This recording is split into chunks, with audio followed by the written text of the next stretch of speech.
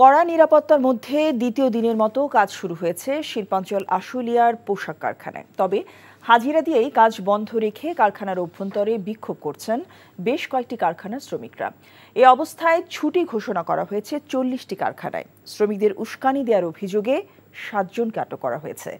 নাশকতার অভিযোগে আশুলিয়া শিল্পাঞ্চলে অভিযান চালিয়ে 7 জনকে আটক করা হয়েছে। সকাল থেকে আশুলিয়ার হামিম গ্রুপের শ্রমিকরা কারখানায় ঢুকে নিয়মিত হাজিরা দিয়েই শুরু করেন কর্মবিরতি। তাদের অনুসরণ করে Al Muslim, new age, generation next, Yagi, Arunima ও ইকুরিয়া নামের তৈরি পোশাক কারখানার শ্রমিকরাও কাজ বন্ধ রেখে কারখানার অভ্যন্তরে বিক্ষোভে সামিল হয়েছেন।